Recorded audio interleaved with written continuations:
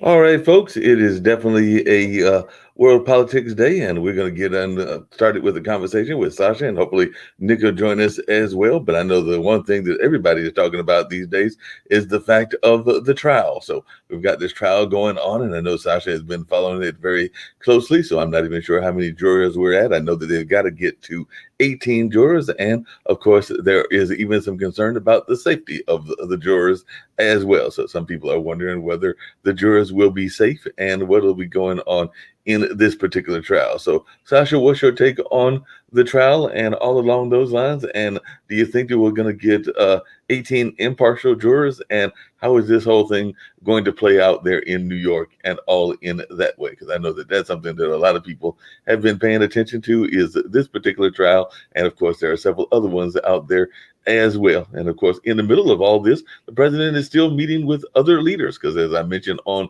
World Edition, he met with the leader of Poland, and all in that space, I guess, trying to figure out what he's going to do if he gets in office with the whole Ukraine-Russia situation, as well as with Poland and everything. But of course, he's got to win the election before he can do all of this. But I guess while he was in the trial, and some people said he was asleep in the trial, he took some time out to have a meeting with the Polish leader. So what's your take on this? And were you surprised that he met with the Polish leader there in New York, since he hasn't even won a second term as of yet?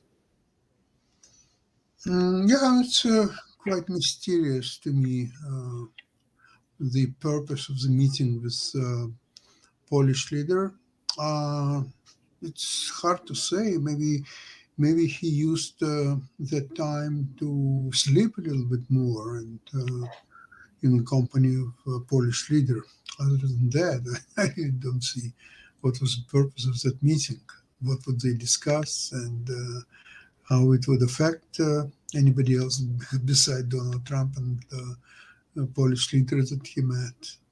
Regarding jurors, I think this is incredible undertaking to find 18 impartial jurors. It's next to impossible, in my opinion. Yep, it's very difficult to do and everything. We've also been joined by Rick, and I'm sure he's got some thoughts around this as well. And I'm sure that Nick will be joining us in the conversation also. But what's your take on this, Nick? We got the Donald Trump meeting with the Polish leader. That actually caught me off guard, and maybe it caught Sasha off guard as well. So he took some time out from his busy trial in order to meet with the Polish leader there in New York. Maybe he took him to a fancy Polish restaurant, for all I know, and all along those lines. But what's your take on this meeting that he had with the Polish leader, since I guess he's trying to get himself in position, since I know that on several of these shows, both World Edition and World Politics, you say that we're heading toward a Trump presidency and all along those lines? May I ask you, the meeting was on Wednesday, which is a free day on trial, because Really? he Okay, must right. be every Yeah, day. he was probably trying to get a free Polish hot dog. That would be my guess.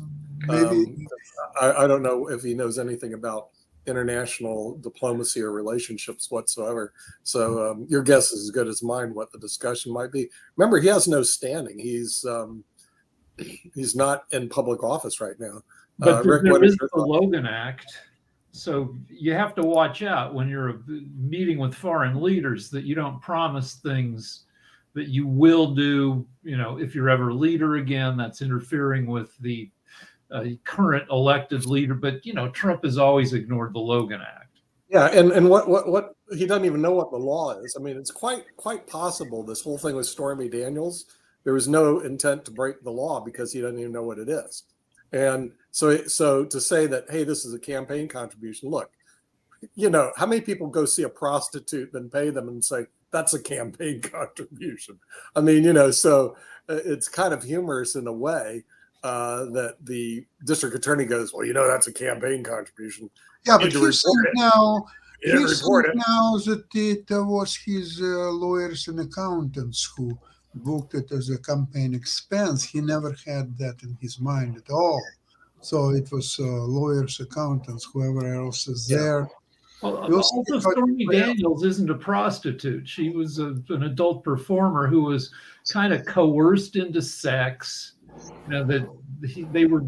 She thought he was mentoring. She thought of him as a mentor until he wanted to get laid. And I mean, I watched. But this was Stormy prior Daniels. to him to be elected. And can you imagine? You go into a bordello and you pay somebody and you go, you need to report that. That's a campaign contribution. But even what Rick was saying, I don't think she was in a bordello because she was known more as a adult performer, doing a lot of those porn Right. kind of movies and all along those lines. So I don't know that she had crossed over into prostitution, but Next maybe time she you had. go in So she had never crossed over into prostitution. She started out the way she got into the actual the adult film industry was she started out stripping, but also she has been in some other.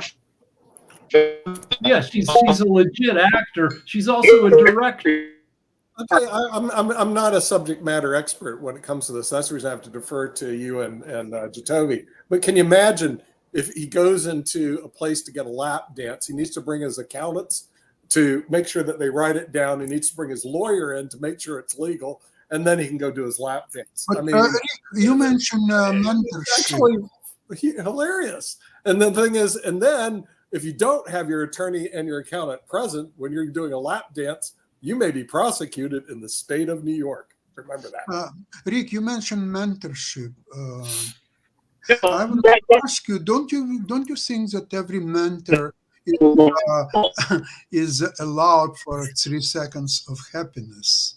I guess so. He said he would get her on The Apprentice, and I believe he repeatedly said that. And I believe that in the moment, he says whatever comes into his head. He thought, yeah, I'll get her on The Apprentice. And actually, The Apprentice it was a hard show to watch. I didn't watch it very Well, much. apparently he wanted everybody on The Apprentice because I read that after he had died, that there was efforts to get O.J. Simpson on The Apprentice that did not come to fruition. But apparently that is something that he had offered O.J. was to get him on The Apprentice as well. So apparently he was offering a lot of celebrities. Some people would consider them in that B or C level of their acting career at that particular time, opportunities to be on The Apprentice and to maybe jumpstart their careers and everything. And you had earlier mentioned the Logan Act and this notion of people that are non-politicians getting involved. And I mean, hasn't it been going on for a while? Because I remember even a basketball player that I have a great deal of admiration for as a basketball player, because he was a defensive standout, even though he was known for dressing kind of oddly and doing some other things kind of oddly as well. But Dennis Rodman was definitely known for trying to do some outside interests. I think he was meeting with one of the leaders. I believe it was the leader of North Korea, if I'm remembering correctly, and all along those lines. And then, of course, we've got Charles Barkley that has met with different political folks. So folks that are not in politics, sometimes they're getting into politics. I think you're supposed to check in with the State Department and make them aware of what, and I think Rodman may have gotten somebody out of North Korea via I don't know. weird diplomacy.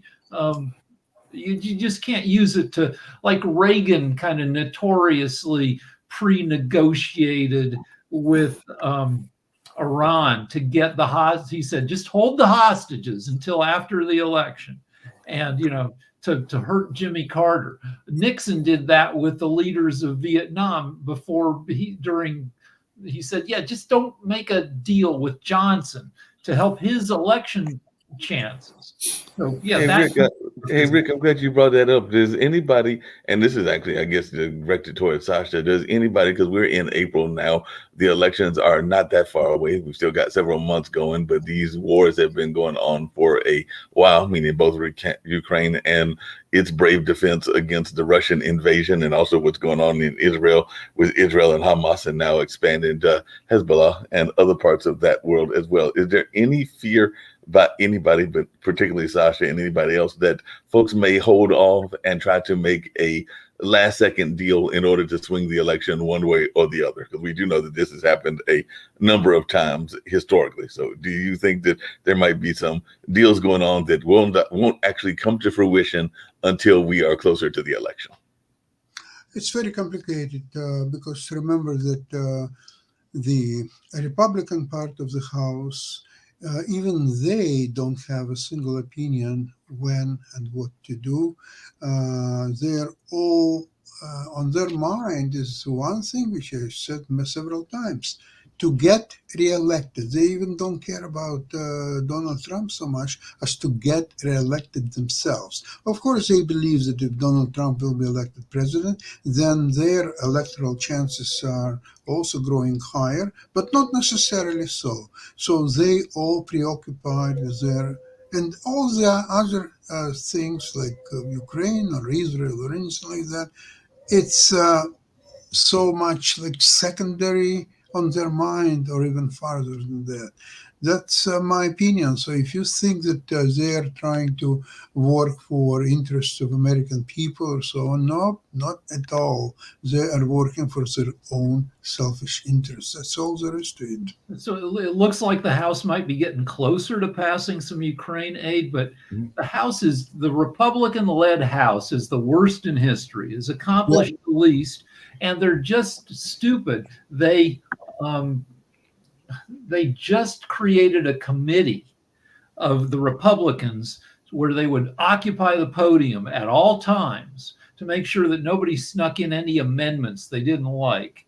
And something, it's called the Fast Action Response Team or something like that. And they're so dumb that they didn't realize that the name of their committee or their whatever this little vigilante group is spells out fart. And it's like, I mean, how inept do you need to be to when you name your committee fart? They're just stupid and ineffective.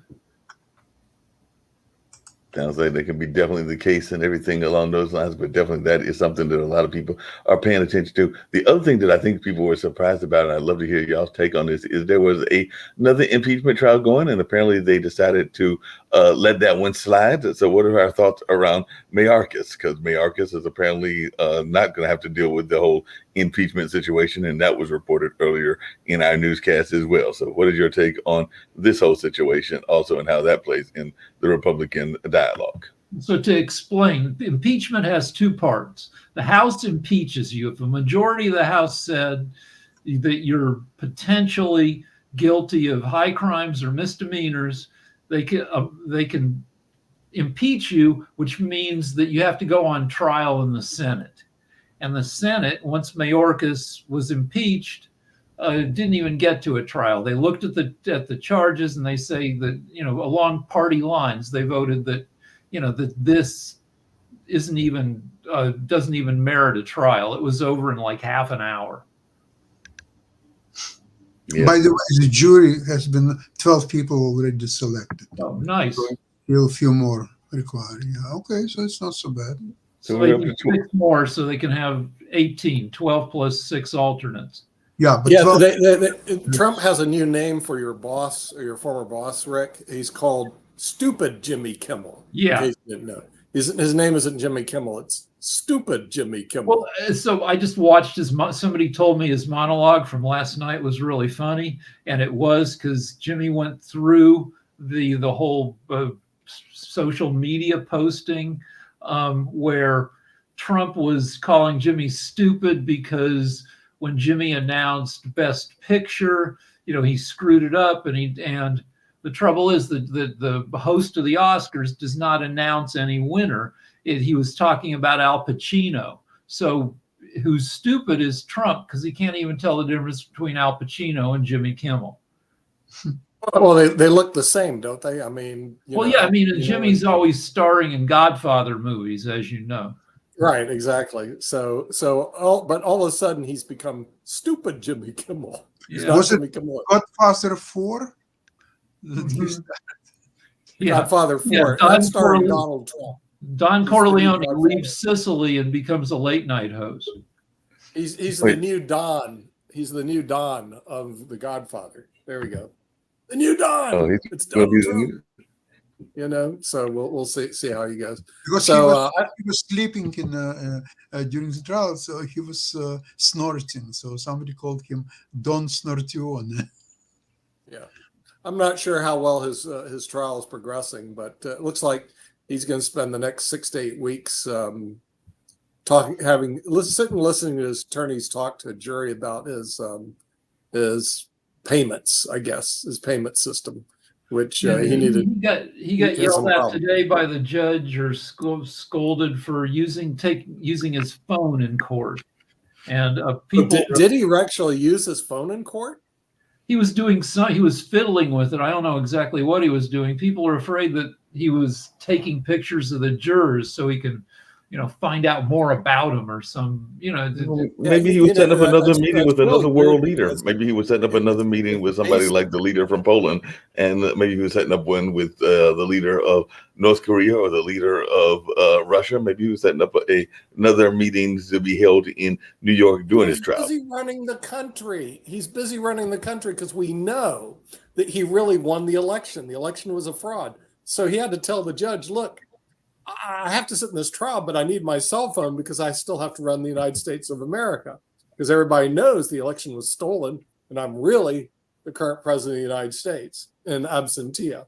So that's probably his excuse. Judge should have told him that Donald, your phone is already in jail. So when you report there, you'll get your phone.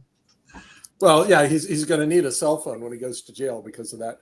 But, it's funny because the very few times I go to court, the first thing the judge says is no cell phones. I mean, like every court I've been to, no cell phones. It's like it's law 101. You turn your cell phones off and you put it aside, just like you would in an airplane when it takes off. So him using his cell phone shows kind of a lack of understanding of judicial decorum at all. Well, I mean, he's only been to court. He's only been involved with 4,900 lawsuits, so he may have never gone. Well, I think that's him and his company. And see, a lot of those are civil suits. So he sends his attorney and never shows up, So he sits behind the scenes and that's about it. So even though he's been involved a lot, I don't know why he wants to be a professional litigator. His legal fees have to be off the charts, except he stiffs a lot of the lawyers, so maybe it's not off the charts. I've seen the numbers. Since he left office, he's spent $100 million on lawyers. Yeah. Oh, really? Okay. So he's got some decent legal bills outstanding. But what will happen for the next 6 to 8 weeks, all we're going to hear about is the trial. And of course, Joe Biden is running around actually campaigning. So it'll be very interesting 6 to 8 weeks. And then the real question is, if it goes to a jury and there's a decision, the question is, which way is this going to turn?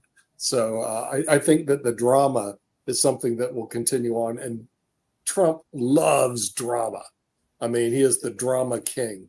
The thing is, he loves to be front and center of drama, and all the media is going to pick up on it. It's just think about the irony, though. In 2020, people were yelling, Trump is always out on rallies and doing this and having all these campaign rallies while Joe Biden is at home and not really doing anything. Now you got the flip where Biden is out rallying and doing all the stuff while Trump in court and can't do anything. It's just interesting, the world we live in. Yeah. Well, it's also interesting that when we put a LinkedIn poll, usually we'll have like almost 1,000 people, hundreds of votes, and people would be super engaged on the Trump Biden who's going to win. Today, I don't think I have 10.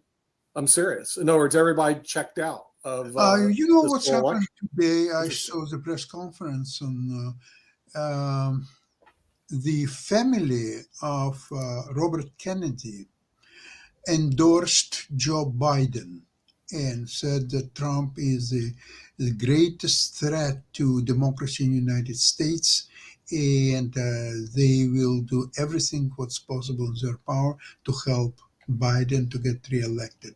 And I think more and more people, when they really look deep into, okay, yes, Biden has its shortcoming, he as a personality, his policies, his whatever, you can find probably 100 different shortcomings, but it's not a threat to democracy. It's a country that will run differently than maybe some other leaders would do, but it still would be United States of America one way or another.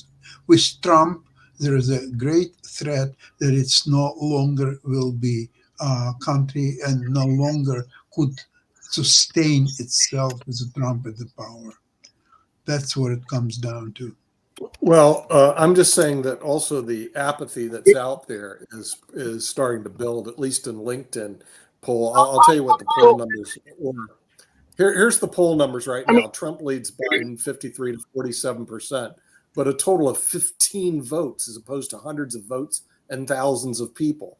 Now we're getting hundreds of people and 15 votes. It just shows that people have really checked out and really don't like either one of the candidates because they're not voting. It also tells me that it's quite possible you see low voter turnout, which would be very interesting. But you're generalizing from LinkedIn. You can't generalize. You can't generalize from a population of LinkedIn users. I know. I understand. It's not accurate, but as you said, Rick, none of the polls are accurate today. The most famous poll screw up was Dewey beats Truman in 1948. Yeah, but polls are indicators. It's nothing that is, and how many more months do we have? We still have a lot of road. 6.5. Yeah, so we still have a lot of road to the election. So it's just an indicator because I did this several months ago. Thousands of people would vote, and Trump would crush Biden 75 to 25, like no kidding. Now the margins have narrowed, and on top of it, people aren't voting. So it's just an observation. Polls are increasingly bad. In 1948, what happened was they called people on the phone, and most people wanted Dewey, and they didn't figure out that in 1948, most poor people didn't have phones, but they couldn't vote. So they missed out on a whole segment of the population. And they kind of make the same mistake now if they concentrate on people with landlines, because only 1/3 of households have landlines anymore, and those are mostly old people. Yeah. Underneath you, I have former writer for Jimmy Kimmel. Should I change that? Former writer for stupid Jimmy Kimmel? Would that be more accurate? I don't want to piss off Jimmy. I pissed him off enough when I worked for him.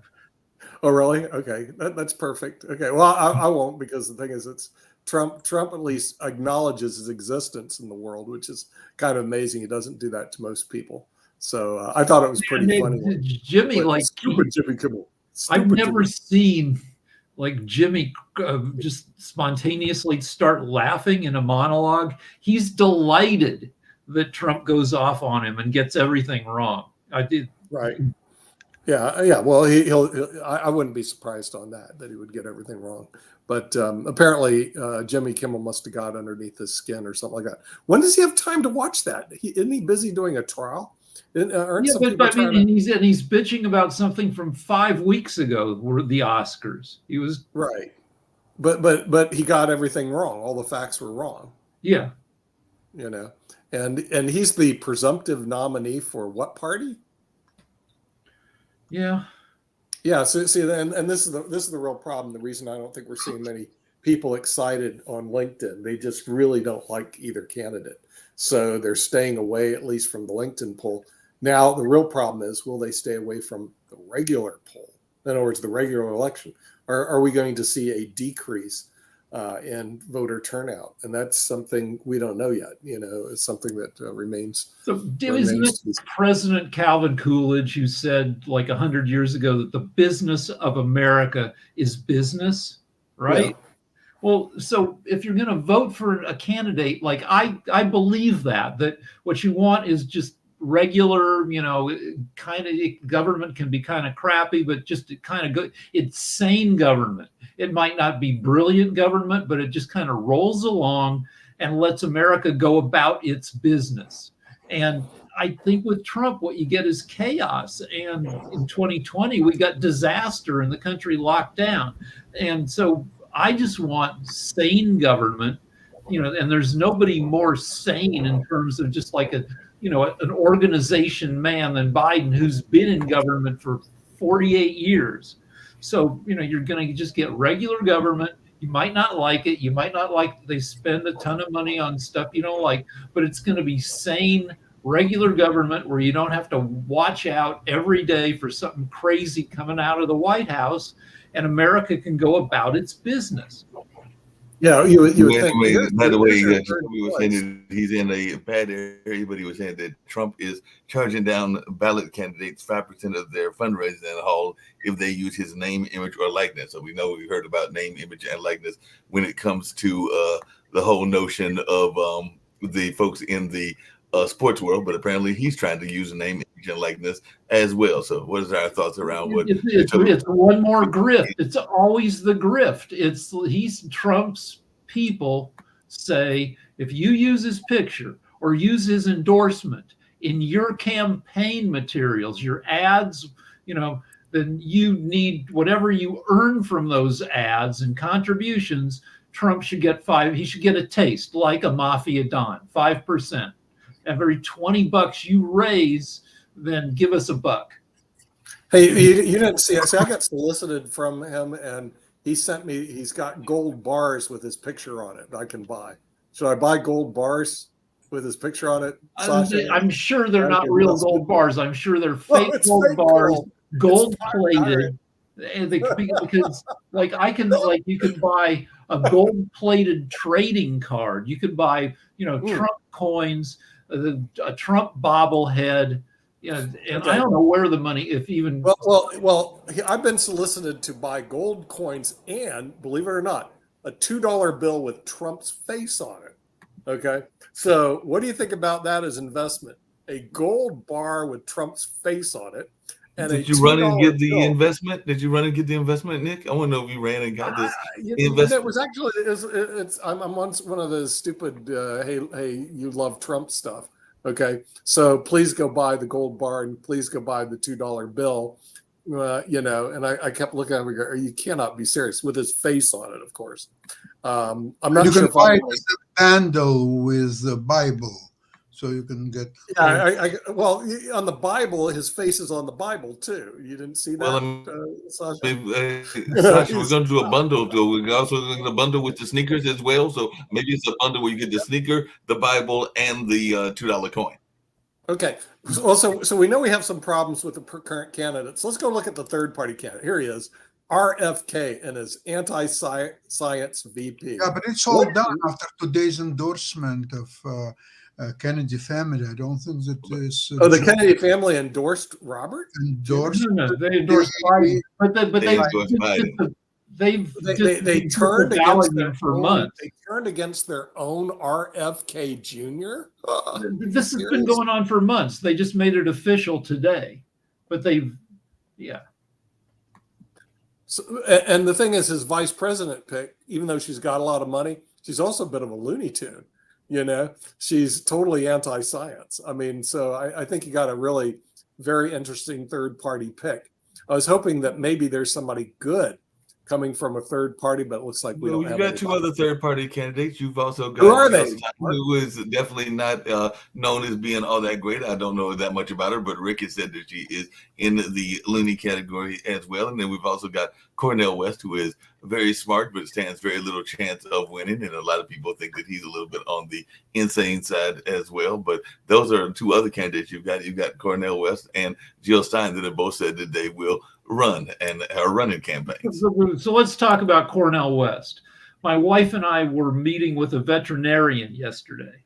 Our dog has some issues, and my wife kept interrupting me because she was afraid I would ask stupid questions and look like a lunatic. And after the vet left, I'm like, you're not helping things by stopping me from asking weird questions, because just look at me. I look like a lunatic. I'm never gonna not be a lunatic just because I got hair, big cloud of gray hair. I look like, I escaped from a Civil War prisoner of war camp.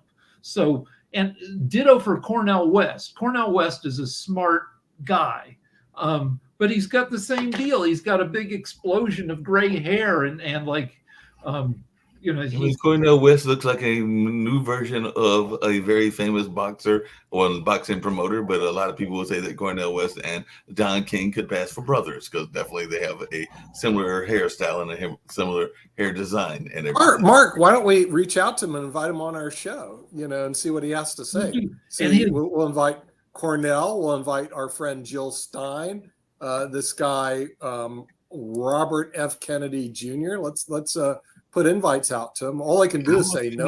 All they can say is no, and I have no problem with inviting people, and I will definitely reach out to them. I know that Sasha has already asked me to invite some more Republicans because he loves debating these Republicans and all along those lines. So I'm still reaching out to some more of the people. Yeah, let's do that. And he's not really impressed with Gretchen. He wants somebody that is stronger on the Republican side. Am I correct in saying that, Sasha?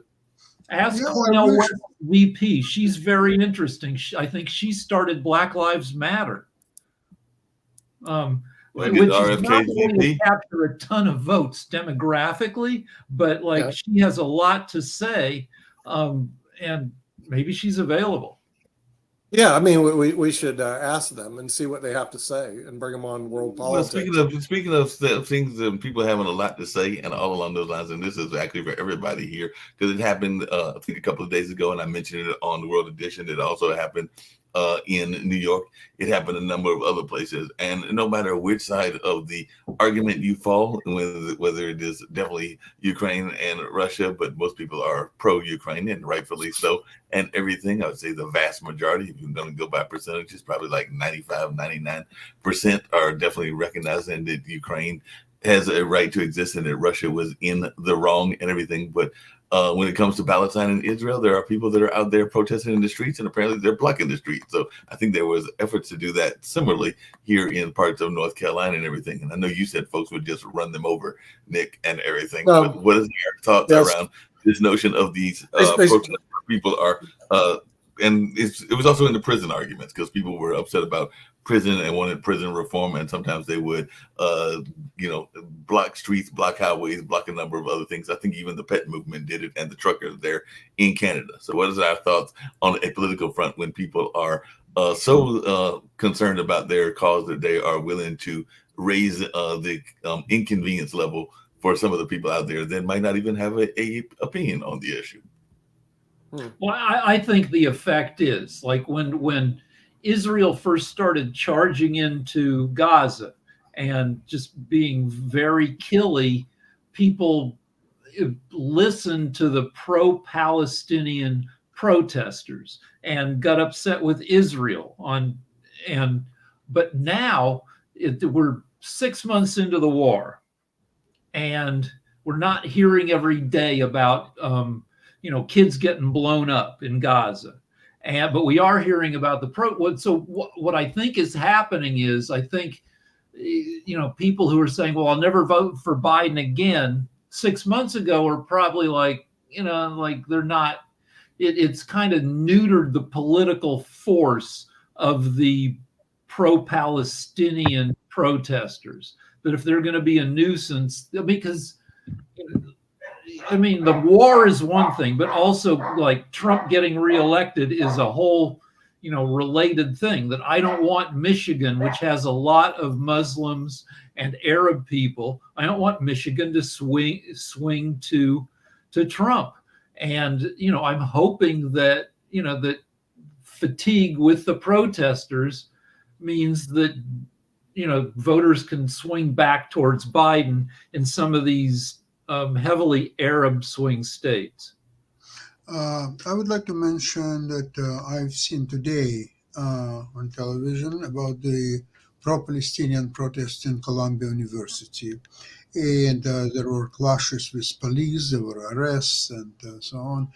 Now, don't forget that these pro-Palestinian protesters, they have incredible donors who are paying huge amounts of money each protesters is making a killing on these protests. So it's not a genuine protest that they are demanding freedom for Palestinians or the end of war or anything. No, they are there for money and big money. They are preparing now protests in, by the way, in Michigan, in Chicago area, and the budget for that is $25 million as we speak. Apparently, it will be much more than that. So this is a political force which has nothing to do with Palestinians or anything like that. It's a force to disrupt, and who is behind that and who is financing that, you may just guess as well. Yeah, but Sasha, along those same lines, a lot of people will say that there are a very strong Israeli lobby that exists, and that it has definitely funded a lot of people, including the Republican Party, a party that I know you're not a big fan of, and all along those lines. So what is your answer to those people that bring that up as well? Because it is one of the stronger lobbies in the country, the Jewish lobby, and all in that space, whether it is and there's several organizations within that Jewish lobby. Have you seen Israeli lobby blocking bridge, Golden Gate in San Francisco?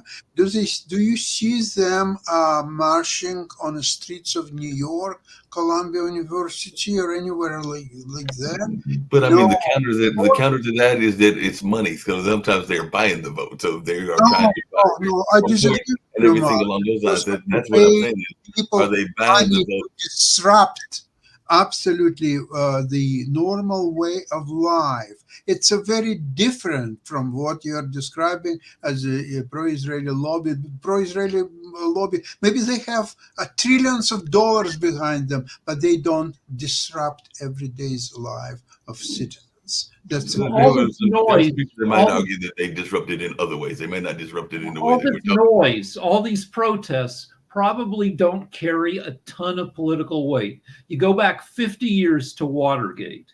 In 1972, there was the Vietnam War protests, and they were very noisy. There were hippies shutting down freeways and college campuses in my town and across the country.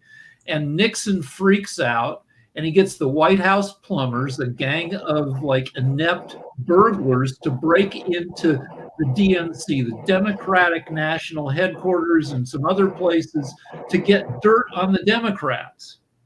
And this was so stupid because it was unnecessary for Nixon, because when the election actually happened, Nixon carried 49 states. All these noisy protests didn't influence the election at all. But Rick, on that same level, there is a place that me and Nick go to sometimes called Duke University, and there's the Washington Duke, and there is a sign at one of the restaurants that we stop at that talks about the Allen Building, and the Allen Building was a building that was taken over because some of the same issues that are being talked about today, which is like this need to have Black studies and African American studies, were part of the reason for the Allen Building being taken over, because they wanted greater representation. And I want to say that was like back in the early 70s or something along that line. So some of these protests that you're talking about, even in that era, whether it was the 60s or the 70s, are kind of the same kind of things that we are talking about. So these kind of protests, even the Greensboro sit-ins would have been the kind of protests that you're talking about. So some of them might have been nonviolent. I know that's what Dr. King purported that he wanted, but then you had the counter of Malcolm X, who was arguing for a different extreme and everything. So sometimes these protests can lead to the change that you want, and sometimes they are using both methods, so the most methodology, so using kind of the more radical version, and then some that are a little bit more appeasing. Yeah, so I mean, I'm hoping that protests lead to, I'm not a fan of Netanyahu. I'm a fan of Israel. Israel has a right to exist. Israel has a right to not have atrocities committed against it. But, I don't like the current leadership of Israel. And I hope but I don't think Netanyahu's going to listen to protests in America. He might barely listen to Biden. I mean, he doesn't want Biden to be president. He wants Trump in there.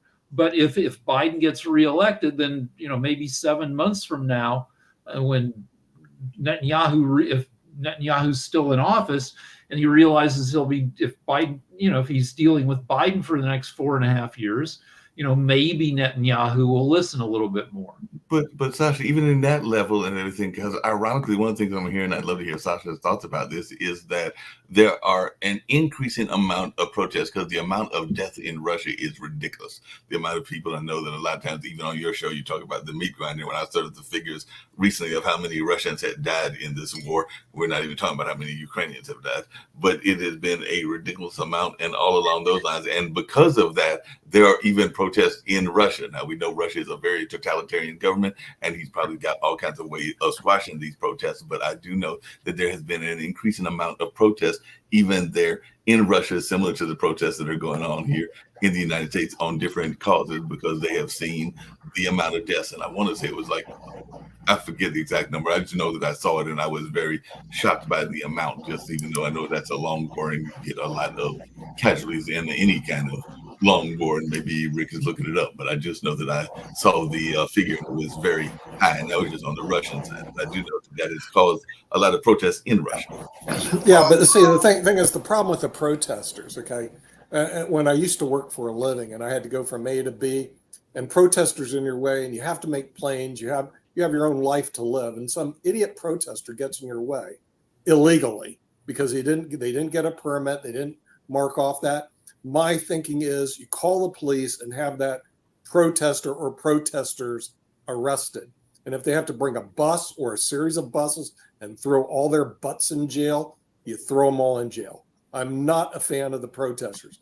And I'll tell you another reason I'm not a fan. These people have more time on their hands than they should have, because if you're working hard for a living, you don't have time to grab a sign and run out and throw a sign up there and cause havoc because you're protesting. So I have no sympathy for the protesters at all. Nick, I know quite a few that were workers that protested during the there for a long time. Nick, but you see, with the Palestinian protesters, they don't need to do anything else in their life but just protesting, because they're making way much more money than if they would work out. Protesters are slackers, Sasha. If you're working hard for a living, you don't have time to take time off your schedule. But they don't. And go run out into some street with some bloody. But they're not working for a living. I know they are. That's the reason why. This but what they're doing is they're stopping hardworking Americans from working. Okay, and so what they need to do is you need to round them all up and stick their butts in jail. And as one county sheriff in Hillsborough County told me, hey, look, there's a lot of them out there, but guess what? We're going to bring a lot of police and a lot of buses. They did that with the Moral Monday protest where they arrested a lot of people. They're not all slackers. Here in LA, the USC valedictorian is a pro-Palestinian Muslim woman. Yes. And they're not going to let her give her valedictorian speech. Yeah, because she's going to do a political speech. Yeah. Okay. And if she's anything but a slacker, she's the valedictorian. So she's. So what? Well, you're saying they're all slackers. She's not. She's valedictorian. Yeah, but so what? She's not protesting. She's going to do a quote political speech, and USC has every right to say no, you're not. So the number of casualties, number of dead Russians from the war in 2 years of the war just passed 50,000. How many Americans died in all 10 years, 12 years of the Vietnam War? It's a lot. It was a lot, right? Yeah, and I think if you include dead and wounded on both sides, it's pushing half. Yeah, but the thing is, if you're going to treat the Trump protesters in Washington, D.C. by throwing their butts in jail, you need to do the same thing with the Palestinian or the Israeli or whoever the protester is who decides in their infinite wisdom that they can get in the way of other people who have their own businesses and disrupt them because they want to be disruptors. Fine. You can disrupt your little butt in jail. I'm sure that a lot of protesters do get thrown in jail. That was the whole thing. The quicker, the better, because baby. Reverend Barber's protest that he did, and he restarted Reverend it not Barber long ago. can But a lot of protest those people were going to the North Carolina Congress, and they were getting arrested on a regular basis. I know some of the folks that were getting arrested, and I know that actually coming up in 2 weeks, because it is actually the true Labor Day, not Labor Day that we celebrate and everything, but there'll be a number of protests in about 2 weeks because May Day is getting ready to come up, and a lot of people They will can be do doing legal protests around May protests. Day. No, I have no problem, Mark, if they have a legal protest and a permit to protest and the place is blocked off, et cetera, and people know about it. What I do have a problem with, if somebody says, sua sponte, I'm going to go stick my butt in front of a plane, which I have to drop my wife on, and there's a bunch of protesters in front, there's not enough punishment that they can be given for doing stuff like that.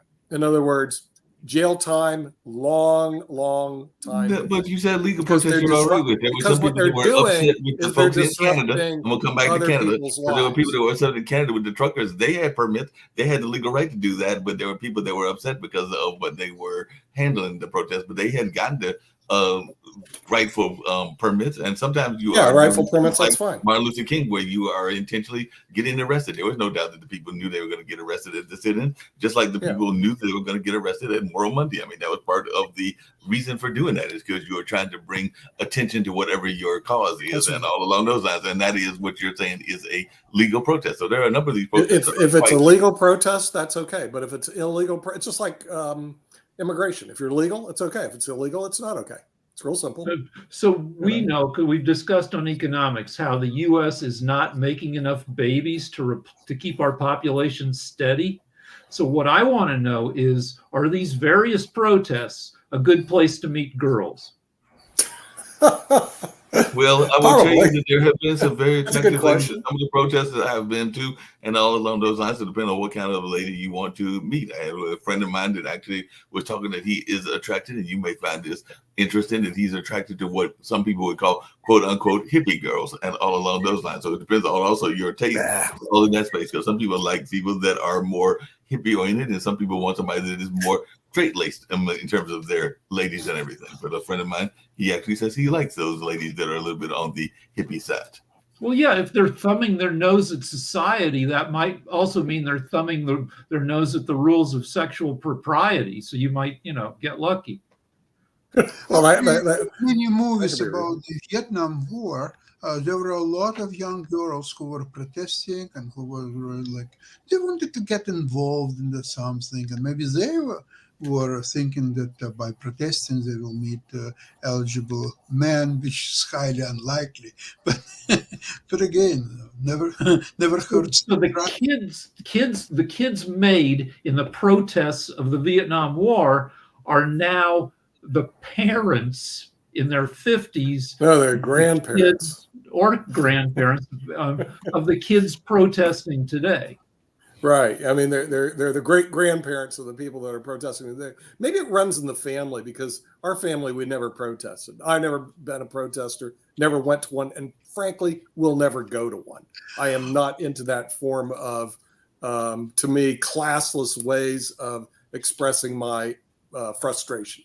So for other people, maybe it's okay. For me, it's I was watching that picture today, this protest in Columbia University area. Yeah. Now, a lot of the protesters, they were regular white people who didn't even know how to wear the scarf, and some of them were even without scarves at all. Right. Because they are too cheap to spend another $3 to get the scarves. So they were without scarves. But they were getting paid. That's a key question. Oh, they're getting paid? Okay, that's a different story. Getting paid with scarf or without scarf. Hey, you can talk. Hey, Sasha, you can talk me into become a protester if there's a steady paycheck in it. Well, But look, some of them were getting to paid, go out but some of for them were also free- getting paid by the right, because one of the groups that you talk about, Sasha, is the MAGA group, and some of those people are also getting paid. So my argument is that you're talking about pay. The pay is actually being done from both sides, because there are definitely folks that are getting money, whether that is from George Soros or whether that's from some of the more liberal folks as well. So definitely there are folks that are kind of bankrolling some of these protests and everything, but that is any protest. There are even legal associations that will help. Kind of to your point, Nick, I do know some people that are on retainer as the lawyers for those protesters. So when they are arrested, and they are going out there and helping them get their bail, and even have bail funds. With my fact, Hey, being a lawyer for a protester is not a bad thing. 2 weeks ago, Trump went to a Chick-fil-A in Atlanta and bought Yes. chicken and shakes for everybody. And it Did was he actually pay for it though, Rick? I He went think down to so, Miami. because and there said, was no "Drinks coverage for about him all, drinks skipping for out. all," and But it was you know, it was 95% black people. But it came out that some of those people who were delighted to get chicken were paid talent. Were Oh, really? Okay. Yes. Yeah. So he, I mean, so he and did that was pay paid- for it, Trump but has he got- paid for them too. But Trump It was has all had all kinds of paid talent. I mean, how many of us They remember were staged. Diamond They were and Silk, and staged. one of them passed away recently, but a lot of people were thinking that was a paid folks that were paid off by Trump in order to be his endorsers and all along those lines. So definitely there have been folks that have Well, gotten if you money. remember his famous elevator ride before he declared his presidency, they Yeah, were the all escalator. people paid $50 a piece to be there. So then you saw people, he comes down the elevator, $50 a piece. Well done. Oh, there's another thing that the rumor that's heading around. I don't know if the panel has looked at this at all. Tim Scott, vice president. I mean, there's a rumor that he's going to be the choice for Donald Trump as his vice president. What are your thoughts on Tim Scott as the VP for Trump? I mean, he's you know, he's perfectly malleable in service of Trump, and he does what a VP is supposed to do. He brings in a demographic that Trump might otherwise have trouble capturing. Right. But Yeah, here- and a close election, it could be a swing. And from what I understand, he's a really good speaker. He's pretty smart, you know, good politician, and could create some serious. Let me speak for the Black Coalition. Let me speak for the Black Coalition. No black person is really going to vote for Tim Scott. That's I'm just being honest. Wait. Tim Scott- Last time I saw Jacoby, he is a senator from the great state of South Carolina. So Yep, you he can't made- tell me that he no one's gonna made- vote for him. What black people realize is that Tim Scott, just like Candace Owens and Jason Whitlock, they make white people feel comfortable with being racist. So nobody is voting for Tim. Black people are not lining up in droves to vote for Tim Scott. It's just because, especially the way he carries himself, is pretty offensive in a lot of ways. He falls into a lot of the stereotypes, which a lot of minorities really get offended by, and how he. There's a old character, Chicken Jones. Mark, you know about Chicken Jones. That's basically his character that he plays anytime he goes on stage, and especially when he went up to give Trump a hug, talking about, I just came up here because I loved you. After the man just really insulted you, you're going to go up there and tell him that you love him and want to hug him? Yeah, that's the character that Tim Scott played, and it was really offensive to a lot of minorities. So therefore, yeah, minorities, black people aren't doing that. Will Trump choose him? Because the rumor is he's going to choose Tim Scott, and he's perfect for the circus. Okay, you know, I mean, he fits the circus. So the thing is, that would be a Trump. So I'm looking at I just looked up Be the very Vegas odds for all these potential VP okay, what's the odds for candidates. Tim Scott? And Tim Scott is in the lead, followed by Tulsi Gabbard, Kristi Noem, Ben Carson, J.D. Vance, Elise Stefanik. And you don't get to anybody who could really help him win over voters. Nikki Haley is 9th on this list. Like she could get some crossover votes. She comes across as not Trumpy, as somebody who seems smart and reasonable, though if you look at her actual positions, you know, they're not something that a Democrat would want. But No. she could help Trump get votes. All these other people are like Sarah Huckabee Sanders. You know, they're not winning over any more voters. Yeah, nobody. Honestly, Nikki Haley would be his best choice, but I don't know if Nikki Haley ain't going to go with him Yep. because Nikki Haley doesn't kiss up enough.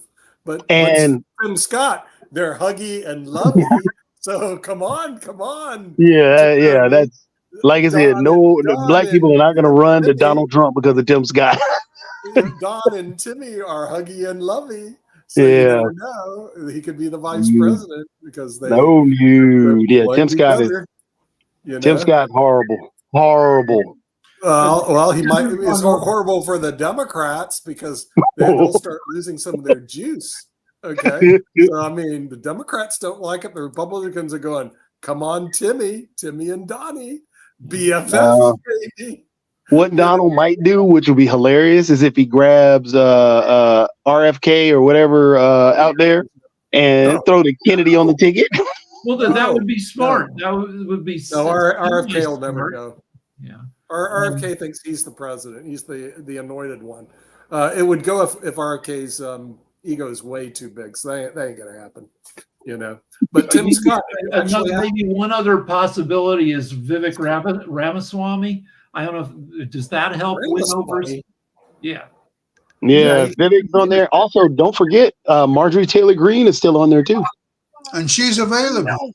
She just got ago. Oh my Lord, Marjorie Taylor Greene, the idiot. Yes, He's on his. She's his best buddy, according to her. Is she on his list? I mean, you know, gosh, I guess he could show him he's just smarter than Carrie Lake. He likes pretty women. You know, well, second, but isn't Carrie Lake also on the list? And she said that she wanted people to bring Glocks to the party, and I think that she's on the list as well. And she said she wanted people to be prepared to carry their Glocks out and all along those lines. I hate to tell you because we're getting to start the other show, Coco McMillan show, very shortly and everything. But one thing that Nick and Sasha were saying earlier is this notion of protest not being a effective means and the protesters being paid by a number of folks. I just wanted to hear your answer to that since you were off the camera when they were saying that and everything. So they were talking about a lot of these protesters are paid protesters. Not a lot of the protesters are paid protesters. There are some situations where there are paid. You guys discussed that, where Trump did hire some people to be at his protest. And then there's the myth that George Soros is paying for all this. That's just buying into a crazy right-wing talking point. Protests actually work. Protests, there has to be a protest and there has to be a solution offered. Protests are what brought about the civil rights movement. Or that's what the civil rights movement was that led to the actual civil rights themselves coming into being, Kennedy signing that paperwork. But the women's rights, that's how women got votes. So protests work. You have to have a solution at the end of the protest, or otherwise people begin to say, okay, all you're doing is making noise. But yes, protests are important.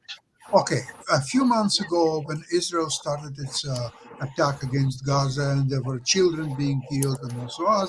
And okay, so you saw protests, a genuine protests against killing of innocent Palestinians. Okay, you can accept that, obviously. Now, today is no longer there are killings of Palestinians, children, and anybody else. It's all stopped. Israel is no longer bombing the Palestinians in Gaza. It's no longer there. They took the army. So these people who are protesting, they're not even Palestinians. They are normal white idiots who are being paid money to disrupt the order. That's all there is to it. That's actually incorrect, Sasha. The amount of bombing, wait. The amount of bombing that went on, the amount of bombing that happened, killed a lot of people and still is killing a lot of people because you still have starvation, famine, and everything that's going on right now. They're also sending defense and a whole bunch of other supplies to Israel, but they're still not able to get the actual food and supplies and humanitarian needs to those people in Gaza. They've dropped a ton of money into Israel to defend against, to help with the Iron Dome and defend Iran. But the problem is, you still got the problem where you have humanitarian aid needed in Gaza. You still got the problem where you have children dying in hospitals because they don't have the medicines to help them. So there's still a problem. It just doesn't go away just because you didn't see it on a news report today that a bomb went off. It just doesn't end that way. There's still a problem, and people are wanting to say, hey, there's a problem. I saw it with my own eyes. People who were protesting. They're not genuine protesters. They are there to get paid. Here's the question, Sasha. There's nothing you can do about it. here's a question. You're saying that they're there to get paid. Did you see them collect a check? No. No. Did But you there- see them go to the bank after? Did you see their bank statement that they got money for it? No. So right now, what you're doing is you're wanting to find ways to justify dismissing what they're talking about rather than listening to what they're trying to tell you, because that's the problem that we run into. It's the reason you don't. They don't have any slogans. They don't have any speakers. They don't have anybody. They're there just to disrupt everything. you- The traffic, the people. Sasha, They you just- have, That's all there is to it. but that's what a protest is, Sasha. You have a bunch of people that have gotten together because there's an issue that they want to let everybody know about, and it's a collective thing where they're all feeling pain. So what they're doing, they're not out there. They don't have a dedicated speaker to speak for everybody there. No, what it is a whole bunch of people said, this is wrong. But they're not We saying have a anything. problem. They are not saying anything. They're just there waving their scarves wherever they Here's the go. question, Sasha. They don't Sasha. say anything. Sasha, why do you say they're protesting what's going on in Gaza if they're not saying anything? Because what they are saying is something and you know it. But what I'm telling you is that you're coming up with a justification to say, well, we shouldn't listen to them because they're just paid or they're causing problems here. The thing is, it's you're wrong. Jadovi, I'm wrong. You're right. Okay. no, I'm not even saying that. What I'm Go trying to ahead, explain, protest. Do anything what you want. Okay. That's what fine. I'm trying to tell you, Sasha, is that they have a message. You have heard that message. You have denied it because you just told me before you even got to the protest part, well, there are no shots in Gaza, nobody's getting killed in Gaza, so why are they even protesting? They're trying to tell you something. So rather than ignoring that situation and saying, well, no, they just don't know what they're talking about, they might have more information than what you are sharing. That's all I'm stating is the reason protests happen is because somebody's not listening. Okay, I could accept that the actual Palestinian people, they would protest on the streets of New York or Chicago or everywhere else. Okay, I would understand that. But I don't understand but regular New Yorkers who should be busy with their work or families or anything. Oh, they don't have work, they don't have family, the hell with that. They are coming to protest. And they're not even saying what they're protesting against. They're just there. Well, a lot of them, well over 50 people were arrested and taken to custody. Okay, that's a good news. There were a few months ago, 3-4 months ago, they were pro-Palestinian demonstrations in Toronto area. And you know what's happened when in Toronto, and normally they used to do it right close to synagogues. So what's happened is, but you don't see 10,000 people all of a sudden. So they have 5 people, then 10 people, and then people slowly arriving. So they had Jewish members of the synagogue. They were monitoring what's happening there and immediately called police. And they also called other members of the synagogue to disperse these people right even before they started to get 10,000 people to protest and to do this. There were like 5 people, 10 people, 50 people. They were dispersing them instantly. And I'd say there are no longer Palestinian protests here in Toronto. Just really quickly, Rick, you have something you want to add just really quickly and everything, because we do need to wrap up for Coco Show and everything. But I will add to something you are saying, Sasha, because yes, there are people, even Jacoby knows this as well, that go to protest because it is a social thing to do, but that is the minority. That is not the majority. The majority of people are actually there for a cause. But yes, there are people that love the idea of being at a protest because it's a quote unquote hip thing to do and everything. So I just looked up the current numbers out of Gaza, and 34,000 dead. One Gazan in 60 is dead. Maybe 40% of those are Hamas. 110,000, 5.5% of the population are killed or wounded. So, but the killing has slowed down, and some food, maybe a third as much as they need, is getting in. But yeah, the killing's still, the bombing's still, the war's still going on. But And maybe at a oh. slightly less bloodthirsty level. And then to tie both what Rick is saying and what Mark is saying, yes, there are opportunists that go to rallies to create disruption and cause riots. Yeah, there are those minorities that do that. And what Rick is saying about, there's still death happening and there's still problems there. And it sounds like from what you're saying, Sasha, to me, it sounds like you're saying, well, those people in New York, why are they protesting if they're not Palestinian? Or why are these individuals in this area protesting if they're not from that area? Sasha, hold on. Protesting against. Let me explain. Let me give you an analogy. Here's an analogy for you.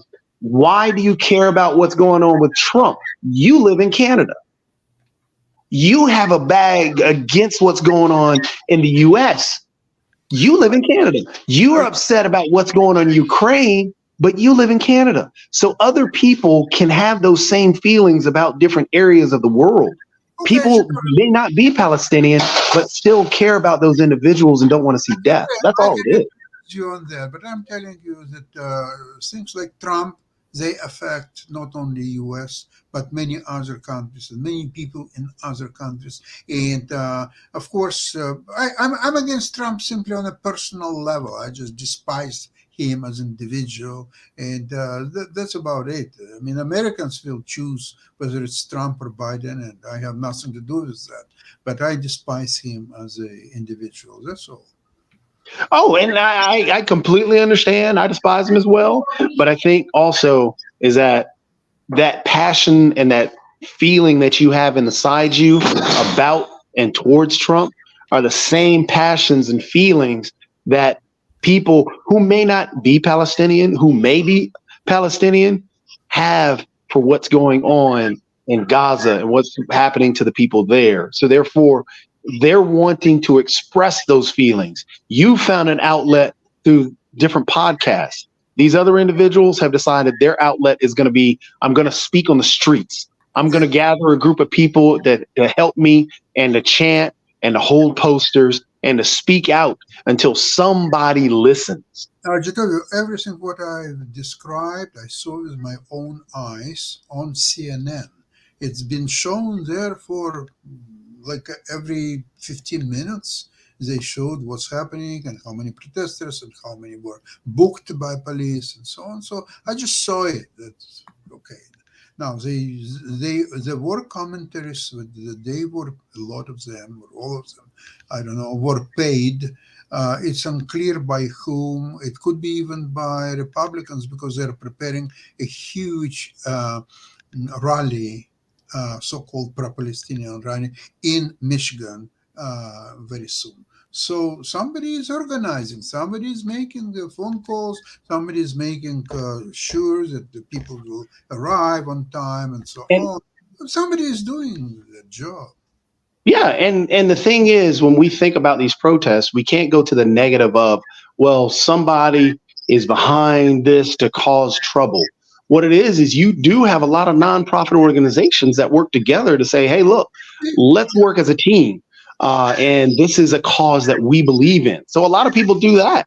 So those you're right. A lot of, like the teachers unions, the teachers that are protesting here, heck, they got to go to different nonprofit groups. They have money that some of them put in. It's just a matter of, there is money in that helps fund the parts of the protest, but it's not, we can't go to it's always dark money. We have a really president who was a community organizer. Exactly. And in all honesty, and everything. Just really quickly, we need to wrap up because, like I said, I got to go on the other side and everything. But we can have some more of this conversation later on and everything. But it was another robust world politics show. But we're ready to get on here. We'll bring some of it back on World Edition. But right now, it's time to get on out here. Bye bye, everybody.